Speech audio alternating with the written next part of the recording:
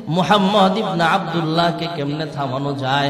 আবু জাহেল যখন পরামর্শ চাইল, অন্য নেতাদের মধ্যে একজন দাঁড়ায় কয়, হে আবু জাহেল, আমার কাছে একটা বুদ্ধি আছে। কয়, কি বুদ্ধি বলো? কয়, মুহাম্মদ ইবনে আব্দুল্লাহকে জেলখানায় আবদ্ধ করো, তাহলেই তো সমস্যার সমাধান হয়ে যাবে। আবু জাহেলের ব্রেন ছিল ভালো, যদিও মুসলমান হয় নাই, পলিটিক্স ভালো বুঝতো, রাজনীতি ভালো বুঝতো। সে ডাক দিয়া কয়, মুহাম্মদকে জেলখানায় আবদ্ধ করে কোনো লাভ নাই। আবু জাহেল দ্বারা কয়, মুহাম্মদকে জেলখানায় আবদ্ধ করে কোনো লাভ নাই। জেলখানায় দিবা, 100 জাকাত দিয়ে 100 হবে। এখন যারা জেলখানায় আছে এরা হলো দেশের সবচেয়ে খারাপ মানুষ। মুহাম্মদ জেলখানায় গেলে, মুহাম্মদ এত ভালো মানুষ, মুহাম্মদের আখলাক দেখা জেলখানার সব খারাপ মানুষগুলো কালিমা পড়ে মুসলমান হয়ে যাবে। আরেকজন নেতা যারা কয়, হে আবু জাহেল, আমার কাছে আরেকটা বুদ্ধি আছে। কয়, কি বুদ্ধি বলো? কয়, মুহাম্মদ ইবনে আব্দুল্লাহকে দেশান্তর করো, তাহলেই সমস্যার সমাধান হয়ে যাবে। আবু জাহেল রাজনীতি ভালো বুঝতো। আবু জাহেল ডাক দেয়া কয়, মুহাম্মদকে দেশান্তর করে কোনো লাভ নাই। কয়, কেন? কয়, মুহাম্মদ যেই দেশে যাবে তার আখলাক দেখা মানুষ দলে দলে কালিমা পড়ে মুসলমান হয়ে যাবে। তাহলে কি করা যায়? অন্যান্য নেতারা ডাক দিয়া কয়, হে আবু জাহেল, আমরা যে পরামর্শ দিই সেই পরামর্শই তো আপনার মন মতো হয় না, তাহলে আর আমাদেরকে জিজ্ঞেস করে কি লাভ? আপনি একটা ঘোষণা দিয়ে দেন, আপনি কি করতে চান? আবু জাহেল দ্বারা কয়, কে পারবা মুহাম্মদ ইবনে আব্দুল্লাহর মাথা কাইটা আনতে? নাউজুবিল্লাহ। যদি আনতে পারো তাহলে তোমাকে 100 লাখ পুরস্কার দেওয়া হবে। নাউজুবিল্লাহ। আমার আল্লাহ কুদরতি আওয়াজ দিয়া কয়, আমার হাবিবের মাথার দাম এত সস্তা নয়। সুবহানাল্লাহ। আল্লাহর হাবিবের 2টা ব্যবহৃত জুতা যদি এক পাল্লায় রাখা হয়, 7 আসমান 7 জমিন পুতলা বানায় যদি আরেক পাল্লায় রাখা হয়, আল্লাহর কসম করে বলি রে ভাই, 7 আসমান 7 জমিন পাতলা হয়ে যাবে। আল্লাহর হাবিবের জুতাটার দাম আল্লাহর কাছে বেশি ভারী হয়ে যাবে। মুহাম্মদ মুস্তাফা জানে খুদা কো, খুদা জানে মুহাম্মদ মুস্তাফা কো। কিন্তু আবু জাহেল তো ঘোষণা দিয়ে দিছে, যে পারবা যাও, মুহাম্মাদের মাথা আনবা তো 100 লাল ওট। একজন সাহসী নওজোয়ান যুবক তলোয়ার হাতে নিয়ে দাঁড়ায় গেল। যিনি দাঁড়ালেন তার নাম হলো ওমর ইবনুল খাত্তাব। দাঁড়ায় কয়, হে আবু জাহেল, সবার সামনে যেমন কমিটমেন্ট করেছো, ওয়াদা করেছো, 100 লাল ওট পুরস্কার দিবা, প্রস্তুত রাখো, রেডি রাখো। আমি তলোয়ার নিয়ে রওনা হলাম, আমি যাব আর আসব, মুহাম্মদের মাথা কাইটা নিয়ে আসবো। নাউজুবিল্লাহ। আমার আল্লাহ কুদরতি আওয়াজ দিয়া কয়, ওমর, আসতেছো নবীর মাথা কাটতে, আসো, খেলা হবে। আসতেছ মাথা কাটতে, আর আমি আল্লাহ তোমারে মুসলমান বানায় দিই। মুজুর কোন সুবহানাল্লাহ। হযরত ওমর তলোয়ার হাতে নিয়ে রওনা হয়ে গেলেন। ভাইয়েরা আমার, পথিমধ্যে আল্লাহর নবীর একজন গরীব সাহাবীর সঙ্গে দেখা হয়ে গেল। জিজ্ঞেস করছে, হে ওমর, তলোয়ার হাতে নিয়ে কোথায় যাও? কয়, সামনে থেকে সরে যাও, আজকে মুহাম্মদের সঙ্গে শেষ ফয়সালা হবে। মুহাম্মদের দেহ থেকে মাথা আলাদা করে আনতে পারলে 100 লাল ওট পাওয়া যাবে। এই পুরস্কারটা আমাকে ছাড়া আর কেউ নেওয়ার মতো সাহস নাই। আল্লাহর নবীর গরীব সাহাবী ডাক দিয়া কয়, হে ওমর, মুহাম্মদের অপরাধ কি? কয়, মুহাম্মদ যে আগুন লাগাইছে। নেতার প্রজার ভিতরে ঝগড়া লাগাই দিছে, রাজার প্রজার ভিতরে ঝগড়া, স্বামী আর স্ত্রীর মধ্যে ঝগড়া, ড্রাইভার আর প্যাসেঞ্জারের মধ্যে ঝগড়া, দোকানদার কাস্টমারের ভিতরে ঝগড়া, নেতার কর্মীর ভিতরে ঝগড়া। যে ঝগড়া লাগাইছে, যে আগুন লাগাইছে, মুহাম্মদের আজকে শেষ রক্ষা নাই। মুহাম্মদের দেহ থেকে মাথাটা আলাদা করে দিব। আল্লাহর নবীর গরীব সাহাবী কলিজায় কামড় মারছে। কি কয় এটা? আল্লাহর নবীর সাহাবী ডাক দিয়া কয়, হে ওমর, অন্যের ঘরে আগুন লাগছে, সেটা নিভাইতে পরে যাও, আগে পারলে নিজের ঘর সামলাও। সুবহানাল্লাহ। রাগী মানুষটা এই কথা বলার পরে রাগ কমবে না আরো বাড়বে? ওমর মেজাজ গরম করে ডাক দিয়া কয়, আমার ঘরে কি হয়েছে বলো। আল্লাহর নবীর গরীব সাহাবী ডাক দিয়া কয়, হ্যাঁ ওমর, একটু আগে জানতে পাইলাম তোমার বোন ফাতেমা আর তোমার ভগ্নী প্রতি কালেমা পড়ে মুসলমান হয়ে গেছে। হযরত ওমর মোটর সাইকেলটা ঘুরাইয়া দিছেন, যানবাহনটা রাস্তা পরিবর্তন করে দিলেন। ডাক দিয়া কয়, তোমার কথা যদি মিথ্যা হয় তাহলে কিন্তু খবর আছে, আর তোমার কথাই যদি সত্য হয় মুহাম্মদের সঙ্গে আমার রফা দফা পরে করলে হবে, আগে আমার ঘর সামলাতে হবে। সুবহানাল্লাহ। রাস্তাটা ঘুরাইয়া দিছেন, জোরে কোন কি। ونشهد أن محمدا عبده ورسوله صلى الله تعالى عليه وعلى آله وأصحابه وبارك وسلم تسليما كثيرا كثيرا.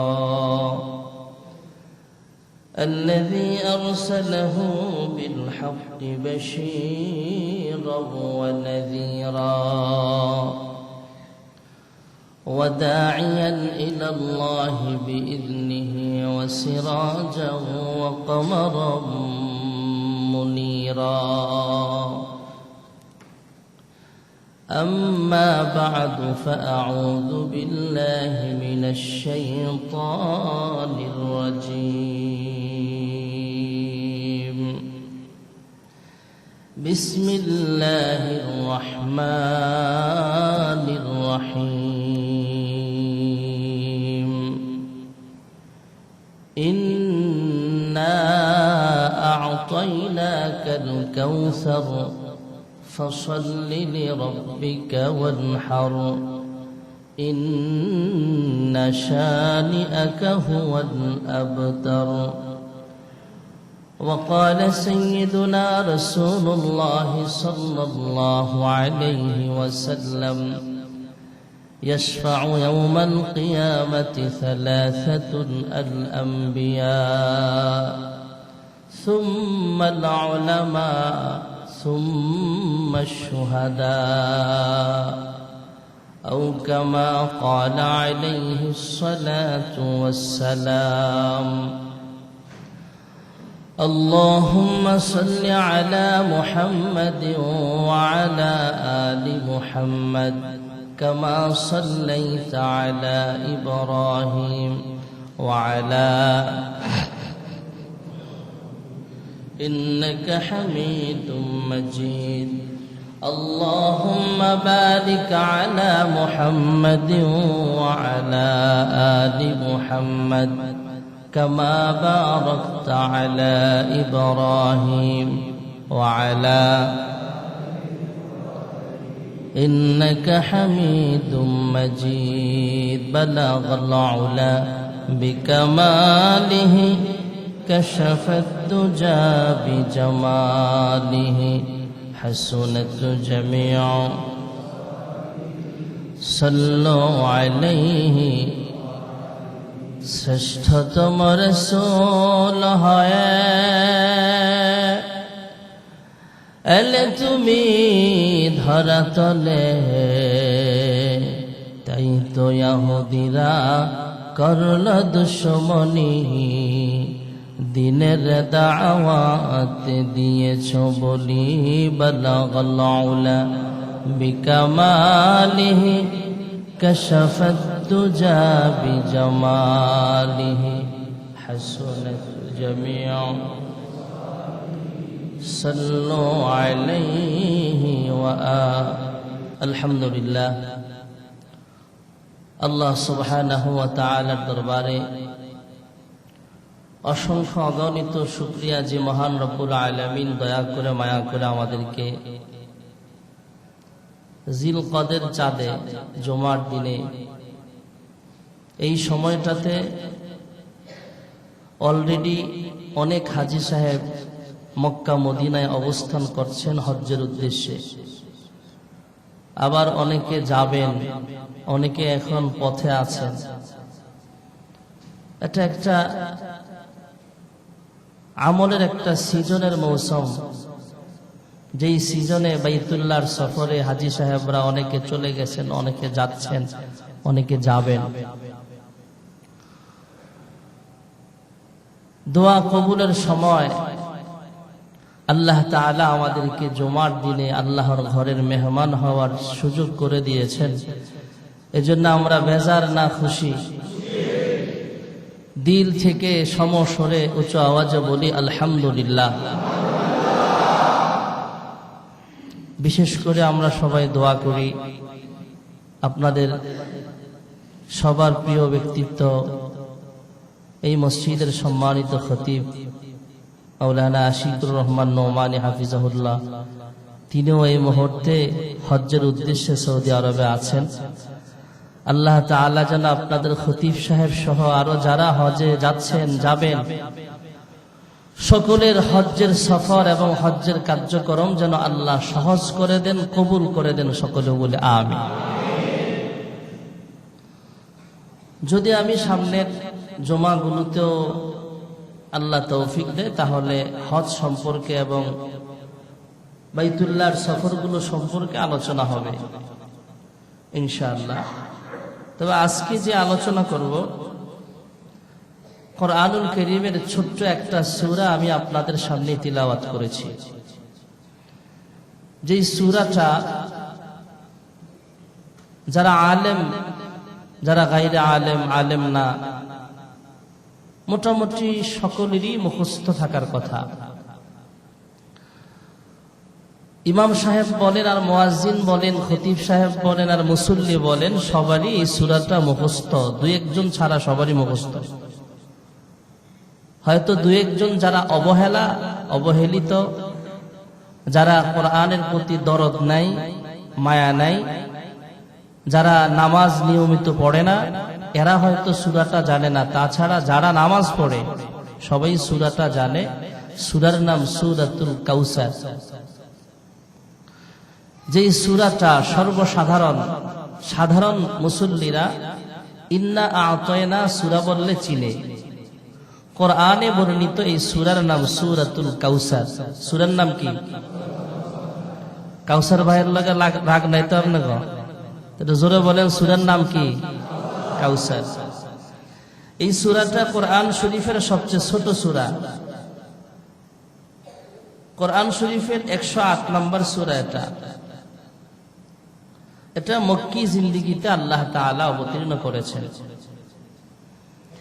কোরআন শরীফের আয়াত সংখ্যা এক বর্ণনা মতে 6666 আয়াত। 6666 আয়াতের ভিতরে এই সূরার মধ্যে আয়াত আছে 3টা। কয়টা? 3 আয়াত বিশিষ্ট সূরা কোরআনে আছে মোট 3টা। একটা সূরায়ে কাউসার, একটা সূরায়ে নসর, আর একটা সূরাতুল আসর। এই তিনটাই ছোট সূরা। বিসমিল্লাহির রহমানির রহিম। ওয়াল আসর ইন্নাল ইনসানা লাফি খুসর إلا الذين آمنوا وعملوا الصالحات وتواصوا بالحق وتواصوا بالصبر। এটা সূরা আসর। আরেকটা হলো সূরা নসর, ইজা জা সূরা। ইযা জাআ নাসরুল্লাহি ওয়াল ফাতহ ورأيت الناس يدخلون في دين الله أفواجا فسبح بحمد ربك واستغفره إنه كان توابا। আরেকটা সূরা হলো সূরাতুল কাউসার। إنا أعطيناك الكوثر فصل لربك وانحر إن شانئك هو الأبتر। এই সূরাটা আল্লাহর হাবিবকে সান্ত্বনা দেওয়ার জন্য আল্লাহ তাআলা আল্লাহর হাবিবকে অনেক পুরস্কার দিয়েছেন এই সূরার মাধ্যমে। সুবহানাল্লাহ বলেন। অনেক পুরস্কার, অনেক নেয়ামত। আল্লাহর হাবিব রাহমাতুল্লিল আলামিন পৃথিবীর শ্রেষ্ঠ পয়গম্বর।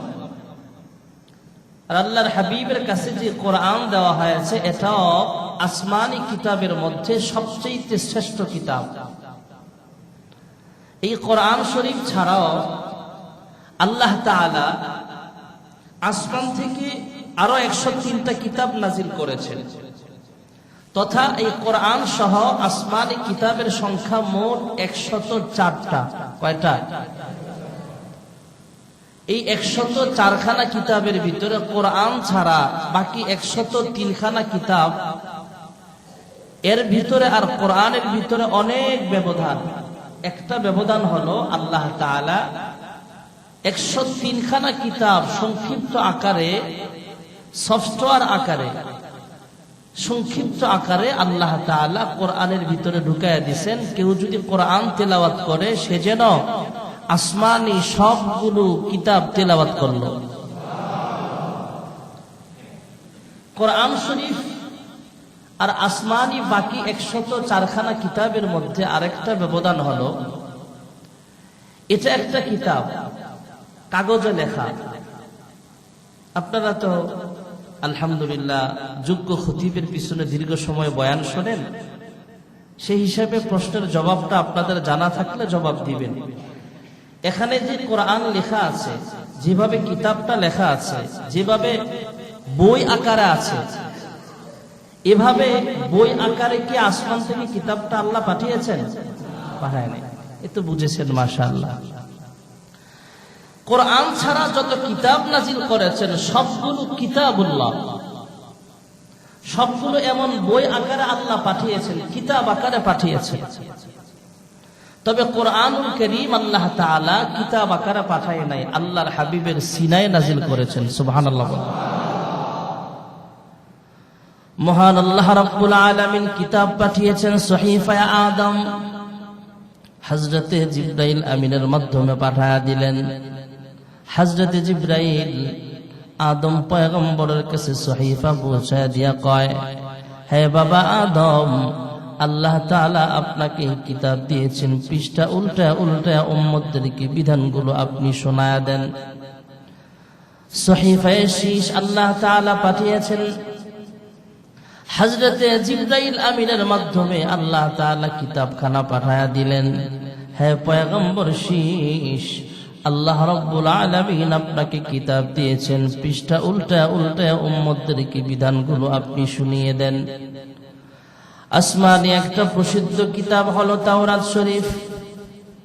মহান আল্লাহ রাব্বুল আলামিন এরকম কিতাব আকারে বাইন্ডিং কইরা লিখিত আকারে আসমান থেকে জিবরাইল আমিনের মাধ্যমে পাঠায়া দিলেন।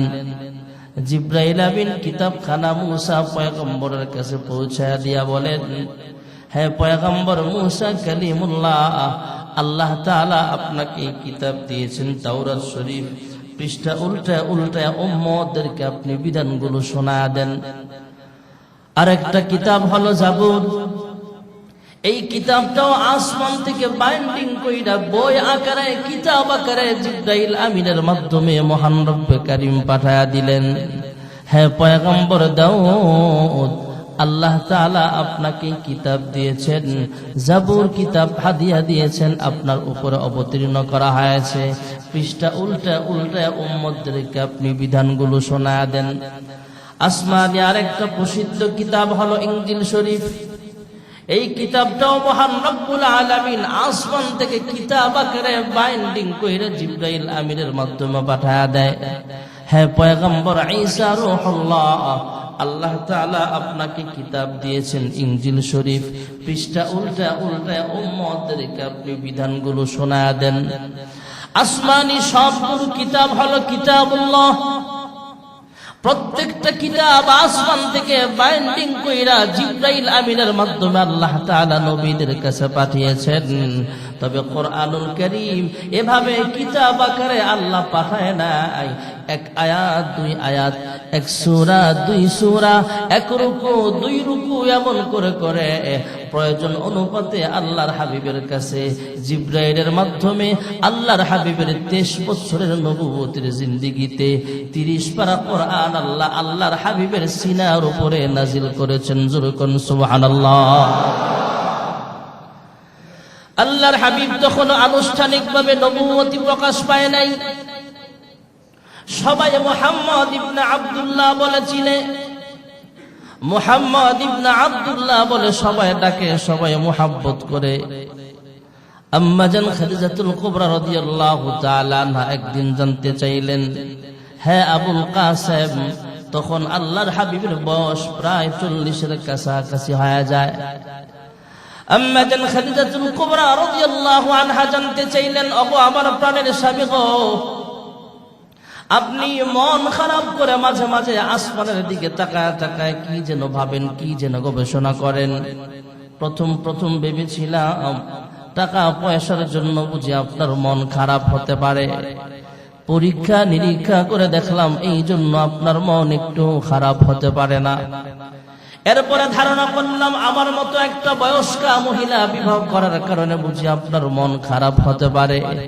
ভেবে চিন্তে দেখলাম, পরীক্ষা করে দেখলাম এই জন্য আপনার মন খারাপ হতে পারে না। হে আবুল কাসেম, ওগো আমার স্বামী, স্বামীর মন খারাপ থাকলে স্ত্রীর কাছে ভালো লাগে না। কি হয়েছে আপনার একটু জানাবেন কি? একটু জানতে আমার মনটা চায়। মুহাম্মদ ইবনে আব্দুল্লাহ ডাক দিয়া কয়, খাদিজা, আরবের মানুষগুলো অনেক খারাপ হয়ে গেছে, আমার মন চায় এই খারাপ মানুষগুলোকে ভালো পথে আনার জন্য চেষ্টা করতে আমার মনটা চায়। অন্ধকারের মানুষগুলোকে আলোর সন্ধান দিতে আমার মনটা চায়। দুনিয়ামুখী মানুষগুলোকে পরকালমুখী বানাইবার জন্য চেষ্টা করতে আমার মনটা চায়। দুনিয়ামুখী মানুষগুলোকে রবের পথে দাওয়াত দিতে আমার মনটা চায়। এই মানুষগুলোকে ভালো বানাইবার জন্য যদি আমার রবের তালাশ করতে পারতাম, রবের সন্ধান পাইতাম, তাহলে এই মানুষগুলোকে আমি দাওয়াত দিতাম। জোরে কোন সুবহানাল্লাহ। আল্লাহর হাবিব জানায়া দিলেন, হ্যাঁ খাদিজা, আমার মন চায় লোকালয়ের বাহিরে যায়া ওই যে উঁচা উঁচা পাহাড় দেখা যায়, পাহাড়ের কোন একটা পাহাড়ের কোনায় বৈশা বৈশা নির্জন এলাকায়, পাহাড়ের চূড়ায় গুহায় বৈশা বৈশা একাকিত্বে রবের ধ্যান মগ্ন অবস্থায় সময় কাটায় দিতে আমার মনটা চায়। আম্মা জান খাদিজা জানায়া দিলেন, ওগো আমার প্রাণের স্বামী গো, যান, কোনো অসুবিধা নাই, আপনি রবের সন্ধানে বের হয়ে যান। আপনি পাহাড়ে বৈশা রবের ধ্যানে সময় কাটাইতে থাকেন। যতদিন আপনি রবের ধ্যানে সময় কাটাইতেই থাকবেন, আমাকে নিয়েও পেরেশানি করা লাগবে না, সংসার নিয়েও টেনশন করা লাগবে না। সংসারের আমানতের হেফাজত আমি করব, আমার আমানতের হেফাজত আমি করব। যতদিন পাহাড়ে বৈশা রবের ধ্যানে সময় কাটায় দিবেন, কাপড় চোপড় থেকে শুরু কইরা খাবার পানীয় যত কিছুর প্রয়োজন হয়, ওইগুলার ব্যবস্থাও আমি খাদিজাই করব। জোরে কোন সুবহানাল্লাহ। আল্লাহর হাবিব সমতল থেকে 2500 ফুট উঁচা পাহাড়ে উঠলেন। ভাইয়ারা আমার, যারা হজে গিয়েছেন দেখেছেন, সবাই কিন্তু সেই পাহাড়ে উঠতে সাহস পায় না। আমার মতো ইয়ংম্যান যুবকরাও 1.5 থেকে 2 ঘন্টা সময় লেগে যায় সেখানে উঠতে। 2500 ফুট উঁচা পাহাড় জাবালে নূর, একদম উঁচা পাহাড়, সিঁড়ি বেয়ে বেয়ে উপরে উঠতে হয়। 2500 ফুট উঁচা পাহাড়ে উইটা আবার নিচে নামতে হয়। গুহায় বৈশা বৈশা আল্লাহর হাবিব রবের ধ্যানে সময় কাটাইতে রইলেন। যখন বয়স 40 পূর্ণ হয়ে গেল, মহান আল্লাহ তাআলা জিবরাইল আমিনকে পাঠায়া দিলেন। জিবরাইল আয়েশা বলেন, ইকরা ইয়া মুহাম্মদ। জোরে কোন সুবহানাল্লাহ। আমার ভাষা বুঝতে অসুবিধা হয় না তো আপনাদের? আল্লাহর হাবিব তখনও মুহাম্মাদুর রাসূলুল্লাহ হয় নাই, মুহাম্মদ ইবনে আব্দুল্লাহ বলে সবাই ডাকে। জিবরাইল আমিন আয়েশা বললেন, ইকরা। পয়গম্বর সঙ্গে সঙ্গে পড়তে অস্বীকার করলেন, মা আনা বিকারিন, জিব্রাইল আবার বললেন ইকরা। পয়গম্বর সঙ্গে সঙ্গে জবাব দিলেন মা আনা বিকারিন, আমি পড়ব না, আমি পড়তে জানি না। আর আমার একটা পড়া পড়তে বলবা, আমি পড়ে নিব, আমি কিন্তু সেই মানুষ না। সুবহানাল্লাহ। যে কোনো একটা পড়া পড়তে বলবা আর আমি পড়ব, আমি সে মানুষ না। এর কারণ আছে, রহস্য আছে। সমস্ত নবীরা দুনিয়ার কোন শিক্ষকের কাছে পড়ে নাই। সমস্ত নবীদের শিক্ষক সরাসরি আল্লাহ। সুবহানাল্লাহ। নবীদের ওস্তাদ কে? দুনিয়ার পড়ার ভিতরে ভেজাল থাকতে পারে। গত 16-17 বছরে স্বৈরাচার শাসকেরা ওরা শুধু দেশে স্বৈরাচারী করেছে এমন না, আমাদের শিক্ষা মন্ত্রণালয়ে যারা দায়িত্ব ছিল এদের ভিতরে কিছু নাস্তিক এবং বেঈমান ভূমিকা এমন অবস্থা করেছে, বিশেষ করে স্কুল কলেজ এবং আলিয়া মাদ্রাসার সিলেবাসগুলোতে এমন ভাবে বিধর্মীয় কালচার এবং নাস্তিক্যবাদে ঢুকায়া দিছে এবং কোরআন হাদিস বিরোধী এমন অনেক কার্যকলাপ এদের শিক্ষানীতির ভিতরেও ঢুকায়া দিয়েছিল। এমন আছে না নাই? এই জন্যই তো সাবেক শিক্ষামন্ত্রী ম্যাডাম দীপুমণি এখন কি বাইরে আছে না জেলখানায়? একটা জাতিকে ধ্বংস করতে হলে আগে শিক্ষা ধ্বংস করতে হবে। আল্লাহর হাবিব বলেন আমার একটা পড়া পড়তে বলবা, আমি পড়বো, আমি সে মানুষ না। যদিও আমি স্কুল কলেজে পড়ি নাই, যদিও আমি কোনো মাদ্রাসায় পড়ি নাই, আমাদের পড়ায় ভেজাল থাকতে পারে। আমি যখন ছোট ছিলাম, আপনারা এখানে আমার অনেক বাবার বয়সীরা আছেন, দাদার বয়সীরা আছেন, আপনারা জানেন একটা কবিতা ছিল স্কুলে, হাট্টিমা টিম টিম তারা মাঠে পারে ডিম, ওদের খাড়া দুটি শিং হাট্টিমা টিম টিম। এমন একটা কবিতা ছিল না? আচ্ছা, আমাদের দেশে আপনারা তো হাজারীবাগের মানুষ, টেনারি এলাকার মানুষ, আপনারা আমার চেয়ে ভালো জানেন গরু আর ছাগল এদের শিং আছে না নাই? ডিম আছে? শিং আছে, ডিম নাই। আর আমাদের দেশের হাঁস মুরগি পাখি এগুলার ডিম আছে কিন্তু শিং। যেই প্রাণীর শিং আছে এটা ডিম নাই, আর যার ডিম আছে আর শিং নাই। আর এই কবিতার মধ্যে এমন মাখলুকাতের কথা বলা হয়েছে যেই মাখলুকের শিংও আছে ডিমও আছে। কবিতাটা কি সত্য হইল না মিথ্যা হইল? মিথ্যা কবিতা আমাদের সিলেবাসে ছিল, এখন আছে না জানি না। এই জন্য আমার একটা পড়া পড়তে বলবো, আমি পড়বো, আমি সেই মানুষ নই। আল্লাহর হাবিব বলেন আমি দুনিয়ার কোন শিক্ষকের কাছে লেখাপড়া করি নাই, তবে বুইস্তু মুআল্লিমা, আমার আল্লাহ শিক্ষক বানাইছেন। যুরকুন সুবহানাল্লাহ। আল্লাহর হাবিব বলেন দুনিয়ার কোন ভার্সিটিতে আমি লেখাপড়া করি নাই, দুনিয়ার কোন মাদ্রাসায় স্কুল কলেজে আমি লেখাপড়া করি নাই, দুনিয়ার কোন শিক্ষাঙ্গনে আমি শিক্ষা গ্রহণ করি নাই, তবে উতিতুল ইলমাল আউয়ালিন ওয়াল আখিরিন, পৃথিবীর শুরু থেকে শেষ পর্যন্ত সমস্ত ইলম আল্লাহ আমার কলবের মধ্যে ঢুকায় দিয়েছেন। জিবরাইল বারবার শুধু বলেন ইকরা, আল্লাহর হাবিব বলেন মা আনা বিকালি। হযরতে জিবরাইল আমিন আল্লাহ তাআলার হুকুমে আল্লাহর হাবিবের সঙ্গে মুআনাকা করলেন, জড়ায়া ধরলেন, আস্তে করে একটু চাপ দিলেন। আপনাদের বাজারে যেমন ফটোস্টেট মেশিন আছে, এক পৃষ্ঠা থেকে যেমন ভাবে আরেক পৃষ্ঠা ফটোকপি হয়ে যায়, জিবরাইলের সিনার সঙ্গে পয়গম্বরের সিনা লাগার সঙ্গে সঙ্গে জিবরাইলের সিনার ভিতরে যত ইলম ছিল সবগুলো ইলম ফটোস্টেট করে পয়গম্বরের সিনার ভিতরে আমার আল্লাহ উঠায়া দিয়েছেন। এবারে জিবরাইল আমিন যখন রবের নামে পড়তে বললেন ইকরা বিসমি রাব্বিকাল্লাযী খালাক, যে রবের সন্ধানে ধ্যানে সময় কাটাচ্ছিলেন সেই রবের নাম শোনা মাত্রই আল্লাহর হাবিব আবার পড়তে শুরু করে দিলেন ইকরা বিসমি রাব্বিকাল্লাযী খালাক। যুরকুন সুবহানাল্লাহ। আল্লাহ রাব্বুল আলামিন জিবরাইলের মাধ্যমে কোরআন অবতীর্ণ করেছেন, তাই কোরআনের ভাষায় জিবরাইলের নাম আল আমিন। সুবহানাল্লাহ। نزل به الروح الأمين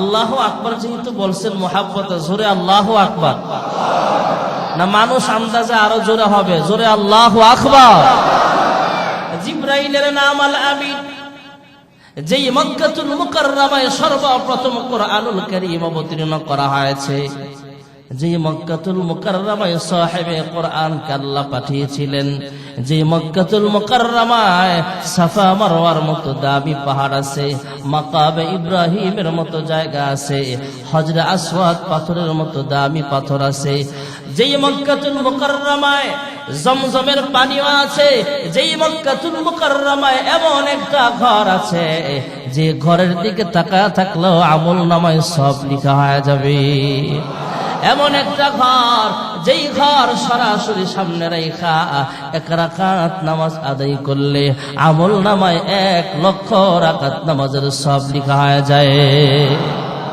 এমন একটা ঘর যেখানে আছে ভাইয়ারা আমার যেই মক্কাতুল মুকাররমায় আল্লাহর হাবিবকে আল্লাহ পাঠিয়েছেন যেই মক্কাতুল মুকাররমায় সর্বপ্রথম কোরআন অবতীর্ণ করা হয়েছে সেই মক্কাতুল মুকাররমার নাম তো আল আমিন জোরে কোন সুবহানাল্লাহ والتين والزيتون وطور سينين وهذا البلد الأمين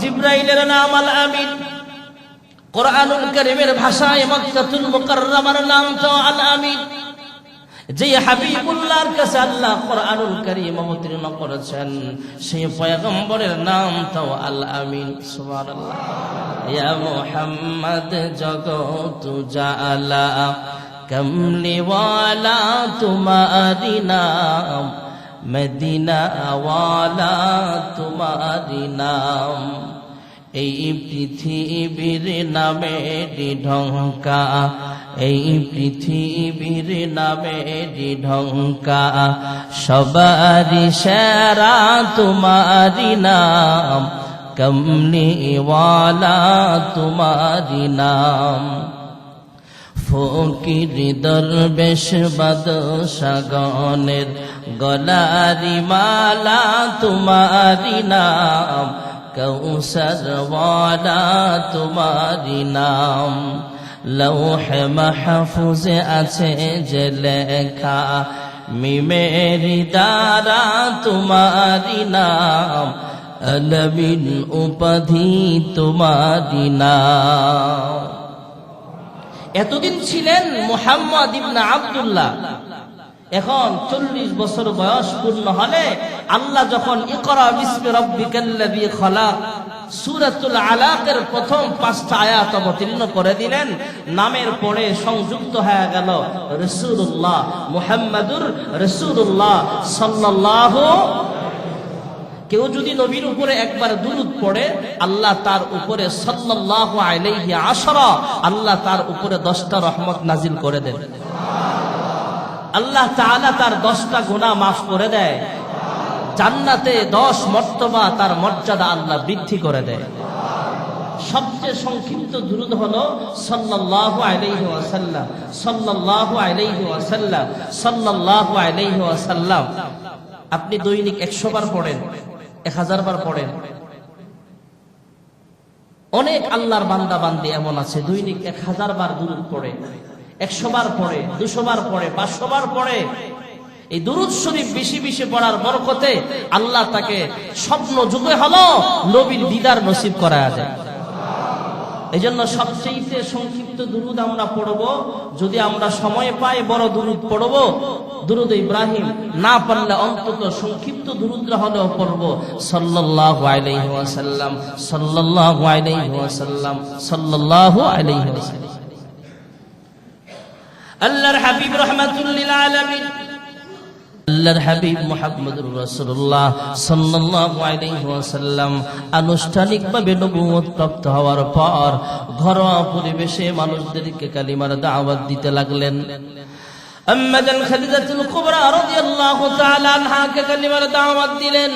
আম্মাজান খাদিজা উল্টা পাল্টা ইশকাল করে নাই, প্রশ্ন করে নাই, অতি সহজেই কালিমা পড়ে মুসলমান হয়ে গেলে আল্লাহর হাবিব জিজ্ঞেস করলেন, খাদিজা আমি যদি মানুষের কাছে কালিমার দাওয়াত নিয়ে যাই, মানুষ আগে নবুয়তির প্রমাণ চাইবে, প্রমাণ পাওয়ার পরে মুসলমান হবে কি না হবে তারপরে সিদ্ধান্ত জানাবে, কিন্তু খাদিজা তুমি এত সহজে কালিমা পড়ে মুসলমান হয়ে গেল কিভাবে?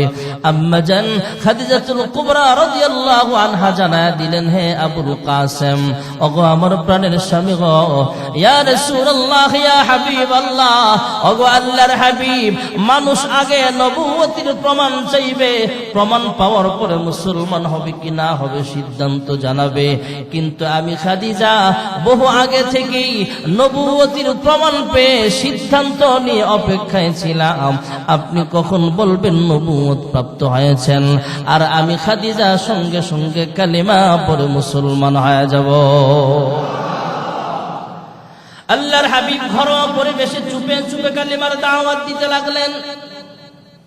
আল্লাহর হাবিবের সবচেয়ে একজন ঘনিষ্ঠ বন্ধু ছিল যার নাম হলো আবু বকর। সুবহানাল্লাহ। আরহামু উম্মতি বি উম্মতি আবু বকর।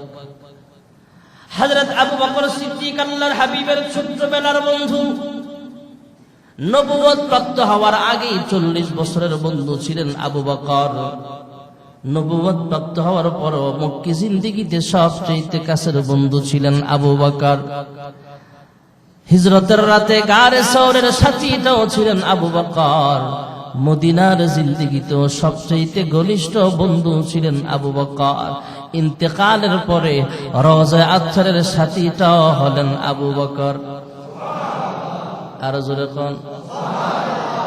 দুই সাথীকে পাশে নিয়ে হায় ঘুমিয়ে আছেন নিঝুম নিরালায়, সাড়া দাও রাসূলুল্লাহ রওজা পাকের কিনারে। আল্লাহর হাবিবের সবচেয়ে ঘনিষ্ঠ বন্ধু আবু বকরকে কালিমার দাওয়াত দিলেন, সবচেয়ে ক্লোজ ফ্রেন্ড আবু বকর।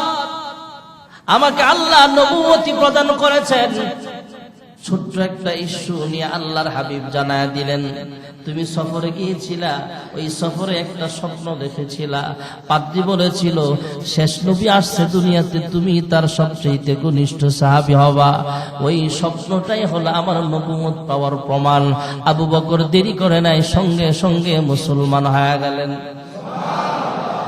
সংক্ষেপে বলছি ভাইয়েরা আমার, আল্লাহর হাবিব জিজ্ঞেস করলেন, হ্যাঁ আবু বকর, বন্ধু বন্ধুকে এত বিশ্বাস করতে তো দেখি না, আমি যদি অন্য মানুষের কাছে কালিমার দাওয়াত নিয়ে যাই, মানুষ আগে নবুয়তির প্রমাণ চাইবে, বিভিন্ন জেরা করবে, বিভিন্ন প্রশ্ন করবে, তুমি উল্টা পাল্টা প্রশ্ন করো নাই, অতি সহজেই তুমি কালিমা পড়ে মুসলমান হয়ে গেল কিভাবে?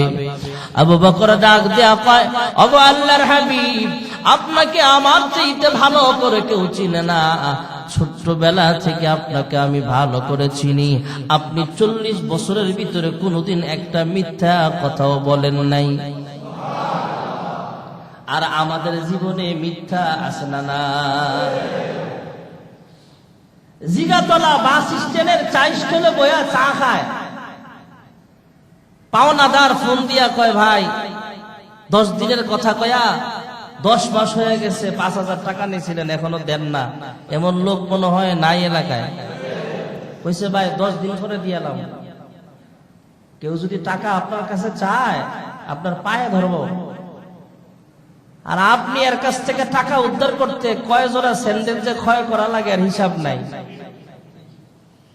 এমন আছে না নাই? পাওনাদার ফোন দিছে, ভাই 10 দিনের কথা কয়া 10 মাস। উল্টা ধমক দে, বেড়া তো টেয়া লয়া আমি কি জিগাতলা ছাইরা গেছি গা? বেড়া তুই 10,000 টাকা বারবার চার্জ, 5,000 টাকা বারবার চার্জ, বেড়া আমি মেডিকেলে আছি রুগী লইয়া, বইয়ের রয়েছে 60 কয় মেডিকেলে। এমন মিশা কথা কইন না, মনে হয় ঢাকা শহর নাই। এটা তো সাধারণ মানুষ, জেনারেল মানুষ। হাই সোসাইটির মানুষ যারা, কেউ রাগ করেন না, বিভিন্ন দলের নেতারাও থাকতে পারেন, বিশেষ করে রাজনীতিবিদ যারা, এরা নির্বাচনের আগে যা কয় নির্বাচনের পরে তা দেয়। ক্ষমতা পাবার আগে মনটা ভালো থাকে, পথে ঘাটে পায়ে যারে সালামটা দেয় আগে, ক্ষমতা পেলে পরে ক্ষমতার এই জোরে এই জনতাকে সে আর চেনে না, যে কথা না বলে আমি থাকতে পারি না। ঠিক কিনা? আমাকে মিথ্যা কথার অভাব নেই। পৃথিবীতে একজন মানুষ ছিলেন, সমস্ত নবীরাই নিষ্পাপ, তবে আমাদের নবী সবচাইতে দামি নবী। তো এই জন্য আবু বকর কয়, আপনার জীবনে একটা মিথ্যা কথাও আপনি বলেন নাই। সুবহানাল্লাহ। হ্যাঁ মুহাম্মদুর রাসূলুল্লাহ, ওগো আল্লাহর হাবিব, এই 40 বছরে কোনোদিন আপনি একটা মিথ্যা কথা বলেন নাই। আজকেও যখন বলেছেন নবুয়ত প্রাপ্ত হয়েছেন, আমি আবু বকর বিন্দু পরিমাণ সন্দেহ করি নাই। আমার 100% ইয়াকিন হয়ে গেছে আপনি আসলে আল্লাহর পাঠানো পয়গম্বর। আমি এক মুহূর্ত দেরি করি নাই, সঙ্গে সঙ্গে কালিমা পড়ে মুসলমান হয়ে গেলাম। মুসলমানের সংখ্যা বড় কম ভাইয়েরা আমার। তখন মুসলমানের সংখ্যা বাড়তে বাড়তে চুপে চুপে মুসলমান হয়, প্রকাশ্যে আসতে পারে না, প্রকাশ্যে জানাতে পারে না যে আমি একজন মুসলমান। মাত্র 40 জন ছিল মুসলমানের সংখ্যা। রাজনৈতিক বড় বড় লিডাররা ছিল বেঈমান। বিচ্ছিন্ন কিছু ঘটনার সংবাদ আল্লাহর হাবিবের কান পর্যন্ত পৌঁছানো হলে, আল্লাহর হাবিবের কানে পৌঁছানো হলো, ইয়া রাসূলুল্লাহ, ইয়া হাবিবাল্লাহ, গরিব মুসলমানদের বাড়ি ঘর পর্যন্ত ভাঙচুর করা হচ্ছে। বর্তমানে ভারতে যেভাবে বিজেপি সরকার পাশ করার পর অনেক মসজিদ পর্যন্ত ভাঙচুর করা হচ্ছে, ঠিক না বেঠি? ভারতের কসাই মুদি জানে না যে ভারতবর্ষ এক সময় হিন্দুস্তান ছিল না। এই ভারতবর্ষ মুঘল সম্রাটরা চালাইতো। এই ভারতবর্ষে কুতুব মিনার মুসলমানরা বানাইছে। মুসলমানদের স্থপতি এখনো ভারতবর্ষে আছে। আসলে এই ভারতবর্ষ তো হিন্দুস্তান না, এটা ছিল মুসলমানদের রাজ্য। এক সময় এমন আসবে এটা আর হিন্দুস্তান থাকবে না, আবারও এই পুরা ভারতবর্ষ ইনশাআল্লাহ মুসলমানদের হাতে চলে আসবে, ঠিক না বেঠিক? এরা মনে করতেছে মুসলমান পাইছি আর মারছি। আরে ভারতে আমি যাইতো, এখন হয়তো যাই না, আমাকে আপায় আছে তো এই জন্য আমাকে ভিসা দেয় না। আমি কলকাতা, মুর্শিদাবাদ, আসাম, আগরতলা, বাংলা ভাষা যেখানে চলে ওই মুসলমানরা আমাকে ইনভাইট করে নিয়ে যাইতো। তখন ভিসা অ্যাভেলেবেল ছিল। 5 আগস্টের পরে আর আমাদের ভিসা দেয় না।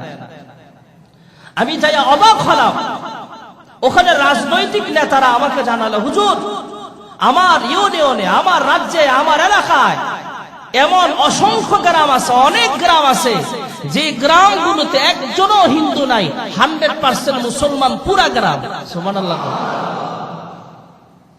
ভারতে আমাকে বাংলাদেশের জনসংখ্যাও তত না। আমাদের বাংলাদেশের জনসংখ্যা যদি 20 কোটি হয়, 25 কোটিও হয়, এর চাইতে বেশি আছে মুসলমান ভারতে। সুবহানাল্লাহ বলে। তখনকার জামানায় কি হালত হয়েছিল ভাইয়েরা আমার। আল্লাহর হাবিবের জামানায় মাত্র 40 জন মুসলমানের সংখ্যা। কাফেররা মুসলমানদের বাড়ি ঘর পর্যন্ত জ্বালায় দেয়, ভাঙচুর করে ফেলে। বিচ্ছিন্ন কিছু ঘটনার সংবাদ আল্লাহর হাবিবের কান পর্যন্ত পৌঁছানো হলে আল্লাহর হাবিব আল্লাহ তাআলার কাছে দোয়া করে, আল্লাহ হয়তো আবু জাহেল, হয়তো ওমর ইবনুল খাত্তাব, না হয় আবুল হাকাম, হয়তো ওমর না হয় আবুল হাকাম, হয়তো ওমর নয়তো আবু জাহেল, 2 ওমরের একজনকে মুসলমান বানায় দাও। যুরকুন সুবহানাল্লাহ। আল্লাহর হাবিব দোয়া করছেন, আল্লাহ দোয়া কবুলও করছেন। তখন জানাই নাই দোয়া কবুল হয়েছে, বাস্তব তখনই হয় নাই। মুসলমানদের বিরুদ্ধে ষড়যন্ত্র করেছে আবু জাহেল। আল্লাহর হাবিব তো আল্লাহর কাছে দোয়া করে ফেলেছেন, কাফের বেঈমানরা আল্লাহর হাবিবকে এই দাওয়াত এর মিশনকে থামানোর জন্য আবু জাহেলের নেতৃত্বে কাফেররা দারুন নদওয়ায় একটা মিটিং বইছে, পরামর্শ বসছে মুসলমানদের এই মিশনকে কেমনে থামানো যায়। মুহাম্মদের দল আস্তে আস্তে ভারী হয়ে যাইতেছে, মুহাম্মদ ইবনে আব্দুল্লাহকে কেমনে থামানো যায়। আবু জাহেল যখন পরামর্শ চাইল, অন্য নেতাদের মধ্যে একজন দাঁড়ায় কয়, হে আবু জাহেল, আমার কাছে একটা বুদ্ধি আছে। কয়, কি বুদ্ধি বলো? কয়, মুহাম্মদ ইবনে আব্দুল্লাহকে জেলখানায় আবদ্ধ করো, তাহলেই তো সমস্যার সমাধান হয়ে যাবে।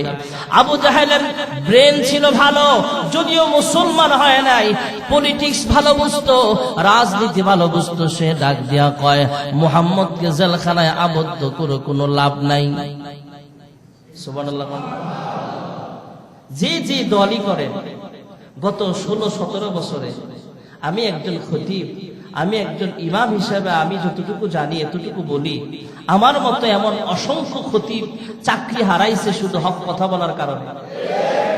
আমার মতো এমন অসংখ্য খতিব, মুফতি জসিমউদ্দিন রহমানী আপনাদের এই এলাকায় মোহাম্মদ এলাকায় খতিব ছিলেন, মুফতি জসিমউদ্দিন রহমানী সহ আমরা বিএনপি করার যেই দলই করেন, আল্লামা সাইদি সাহেবকে সবাই মহাব্বত করে, আল্লামা দেলাওয়ার হোসেন সাইদি রহমাতুল্লাহ আলাইহি সহ আপনি যেই দলই করেন, আল্লামা মামুনুল হক সাহেব সহ মুফতি জসিমউদ্দিন রহমানী সহ অসংখ্য উলামায়ে কেরাম জেলখানায় ছিল। এরা কি কোনো দোষী ছিল? বিনা দোষে বিনা অপরাধে জেলখানায় বসছে। কেন? নাস্তিক এবং ইসলাম বিরোধী শক্তিকে বাংলাদেশে প্রতিষ্ঠা করার জন্য ওদের ষড়যন্ত্রে আলেম ওলামাদেরকে জেলখানায় আবদ্ধ করছে।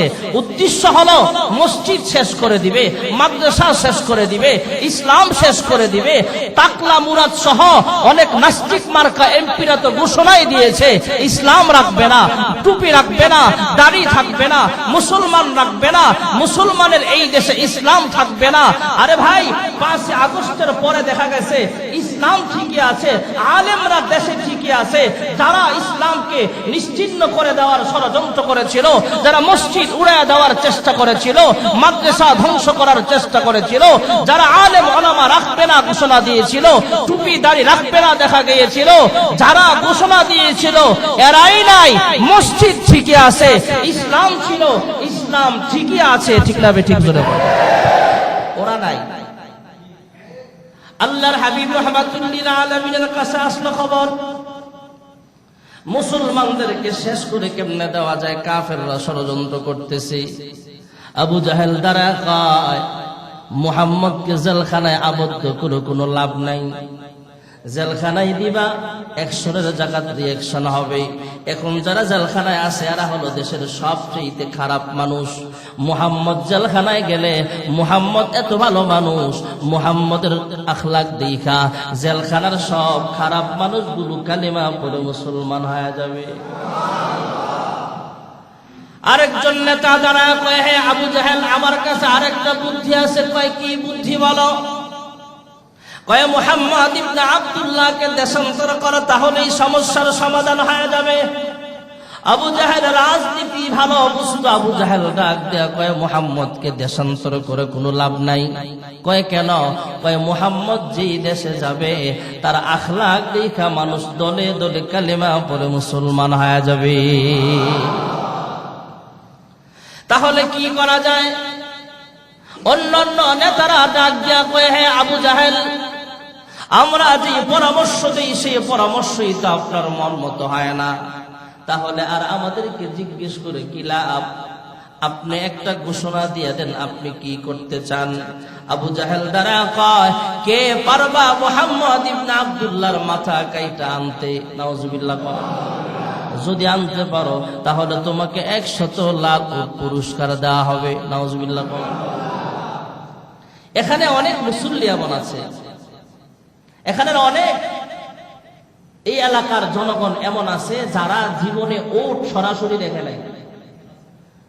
অনেক লোক আছে, 2-1 হয়তো গাবতলির হাটে কুরবানির সময়, সব কুরবানিতে আসে না, মাঝে মাঝে ওট আসে, তো সেখানে হয়তো যায় দেখছে। তাছাড়া অধিকাংশ মানুষই আমরা ওট সরাসরি দেখি নাই। তখনকার জামানার দামি যানবাহন ছিল ওট। তো বর্তমানে যেহেতু ওট নাই, উদাহরণ দিলে বুঝবেন, আমাদের এই রোড দিয়া চলে দামি গাড়ি আছে না নাই? 2 কোটি, 2.5 কোটি, 3 কোটি টাকা দামের গাড়িও আমাদের দেশে আছে। এই কোটি টাকা দামের গাড়ি 100টার যেই দাম, রাসূলের জামানায় 100টা দামি লাল ওটের দাম ছিল সমান। তার মানে 100টা দামি গাড়ি দিবে পুরস্কার যদি রাসূলের মাথা আনতে পারে। নাউজুবিল্লাহ।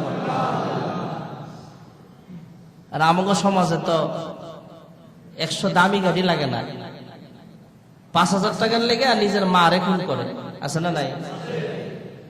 500 টাকার লেগা রাস্তায় একজন ভদ্রলোক যাইতেছে রাত্রে বেলায়, 500 টাকার লেগা, 500 টাকার লেগা, 100 টাকার লেগা বুকে ছুরি মারে, এমন আছে না নাই? 100টা লাল ওট, 100টা পায়জারো গাড়ি, 100টা BMW গাড়ি, কি মনে করে দামি গাড়ি? আমার আল্লাহ কুদরতি আওয়াজ দিয়া কয়, আমার হাবিবের মাথার দাম এত সস্তা নয়। সুবহানাল্লাহ বললাম। আল্লাহর হাবিবের 2টা ব্যবহৃত জুতা যদি এক পাল্লায় রাখা হয়, 7 আসমান 7 জমিন পুতলা বানায় যদি আরেক পাল্লায় রাখা হয়, আল্লাহর কসম করে বলি রে ভাই, 7 আসমান 7 জমিন পাতলা হয়ে যাবে, আল্লাহর হাবিবের জুতাটার দাম আল্লাহর কাছে বেশি ভারী হয়ে যাবে। মুহাম্মদ মুস্তাফা জানে খুদা কো, খুদা জানে মুহাম্মদ মুস্তাফা কো।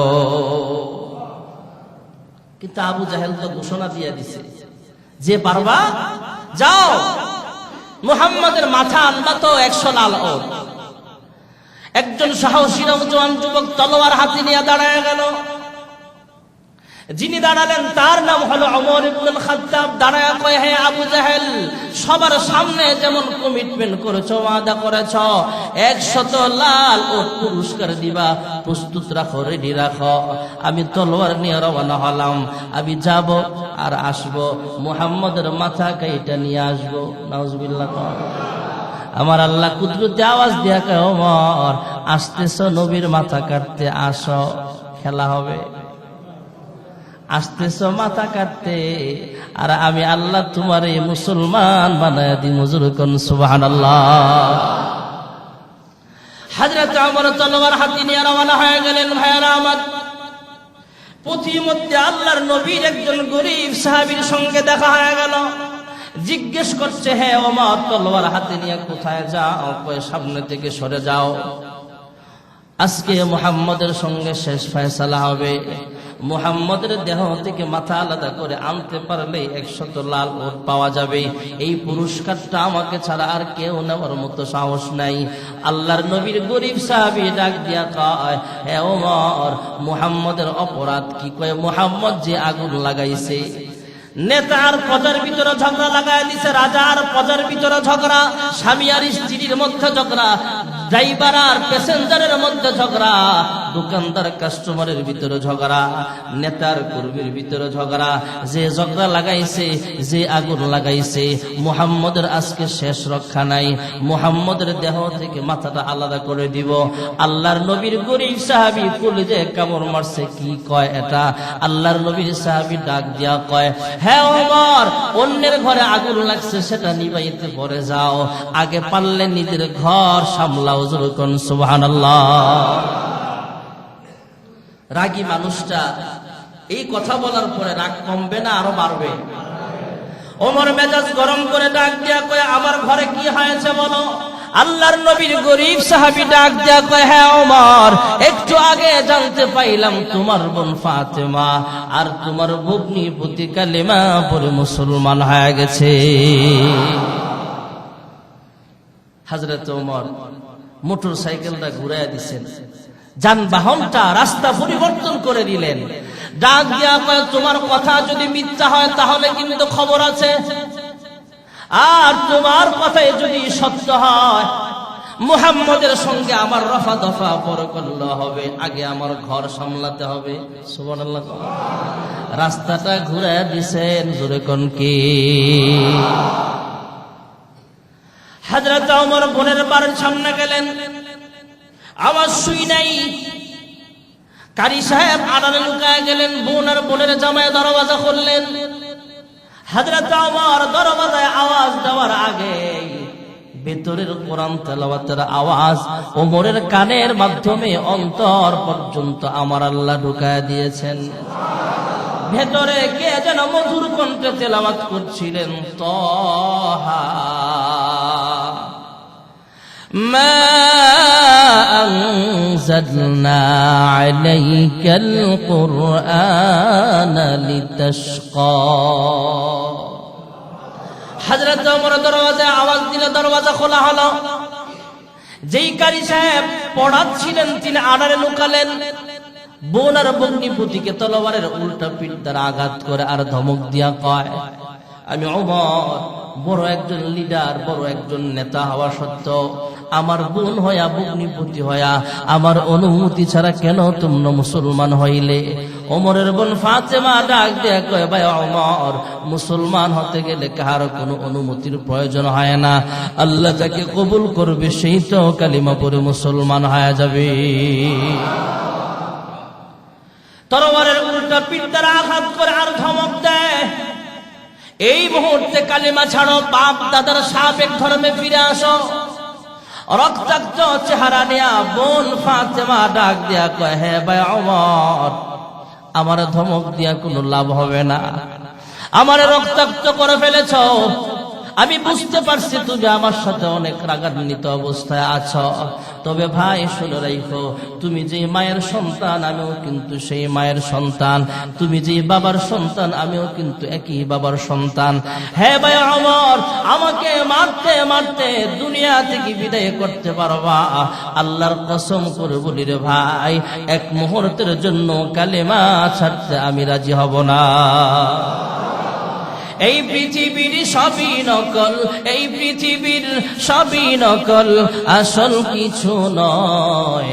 এক আল্লাহর গোলাম আমি, এই তো পরিচয় আমার, এই তো পরিচয়। কোরআন হাদিসে শাসনতন্ত্র, রাসূল আমার নেতা, উৎসাহ মোর চির অম্লান, ইতিহাস বীর গাথা। এক আল্লাহ ছাড়া আমার দিলে, এক আল্লাহ ছাড়া আমার দিলে নেই কো কারো ভয়। এক আল্লাহর গোলাম আমি, এই তো পরিচয় আমার, এই তো পরিচয়। ঠিক কিনা? আমাদের বাংলায় একটা প্রবাদ কথা আছে, ভাই বড় ধন রক্তের বাঁধন, যদিও পৃথক হয় নারীর কারণ। আল্লাহর হাবিবের সাহাবী হযরত আবু বকর মুসলমান হলেন, কিন্তু ওমর তো এখনো বেঈমান। ওমর এবং ফাতেমা যখন কথাগুলো বললেন, হে ভাই আমারে মাইরা কোনো লাভ হবে না, ওমরের দিলটা আরো নরম হয়ে যায়। ওমর ডাক দিয়া কয়, হে বোন ফাতেমা, আমি বাহির থেকে তোমাদের তেলাওয়াতের শব্দ শুনেছিলাম, আমার কাছে বড় ভালো লেগেছিল, আমারও একটু তিলাওয়াত করার সুযোগ করিয়া দাও। যখন সুবহানাল্লাহ। ভাই বোনের রক্তের টান আছে তো। বোন ফাতেমা ভাইয়ের হাতটা ধরলেন, চলো তেলাওয়াত করে আগে নবীর কাছে চলো। সুবহানাল্লাহ। পরিস্থিতি যখন নিয়ন্ত্রণে চলে আসছে, তখন আড়াল থেকে কারি সাহেব বের হলেন।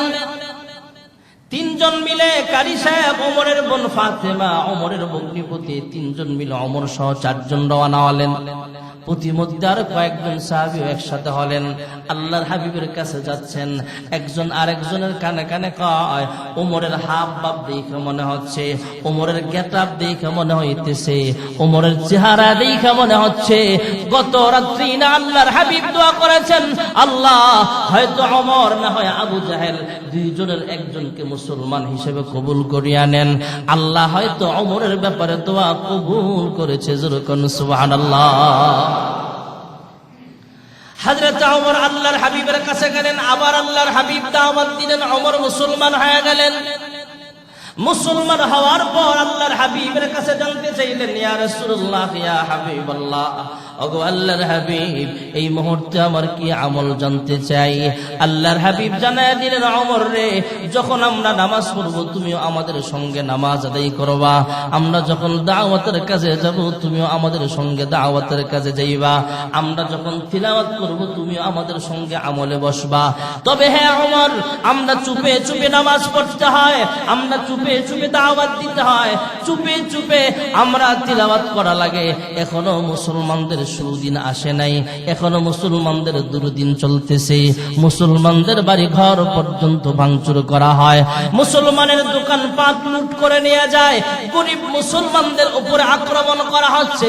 হ্যাঁ ওমর, এখন আমরা প্রকাশ্যে নামাজ পড়তে পারছি না। হযরত ওমর তলোয়ার নিয়ে দাঁড়ায়া কয়, ওগো আল্লাহর হাবিব, আমি ওমর মুসলমান হওয়ার পরেও যদি এইভাবে গোপনে আযান দেওয়া লাগে, গোপনে ইকামত দেওয়া লাগে, গোপনে তিলাওয়াত করা হয়, এইভাবে মুসলমান হওয়ার পরেও যদি আমি ওমর মুসলমান হওয়া সত্ত্বেও যদি এইভাবে গোপনে দাওয়াত দিতে হয়, গোপনে নামাজ পড়তে হয়, তাহলে আমি ওমর মুসলমান হয়ে কি লাভ হলো? চলেন মক্কাতুল মুকাররমায় আপনার ইমামতিতে আমরা নামাজ আদায় করব। কেউ যদি বাধা দিতে আসে, তাদের মোকাবেলায় আমি ওমর একাই যথেষ্ট। জোরে কোন সুবহানাল্লাহ। ওমর মুসলমান হওয়ার পরে মুসলমানের সংখ্যা প্রকাশ্যে দাওয়াত শুরু হয়ে গেছে, মুসলমানের সংখ্যা আস্তে আস্তে বাড়তেই আছে। জোরে কোন সুবহানাল্লাহ। আল্লাহর হাবিব যেমন একজন নবী ছিলেন, তেমন একজন সফল পিতাও ছিলেন। আল্লাহর হাবিবকে আল্লাহ তাআলা ছেলেও দান করেছেন, মেয়েও দান করেছেন। সুবহানাল্লাহ বলেন। মুসলমানের সংখ্যা ছিল মাত্র 40 জন।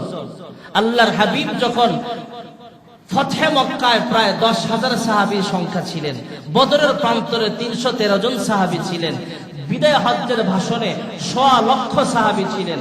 কমছে না বাড়ছে? এখন মুসলমানের সংখ্যা 200 কোটিরও বেশি। সুবহানাল্লাহ।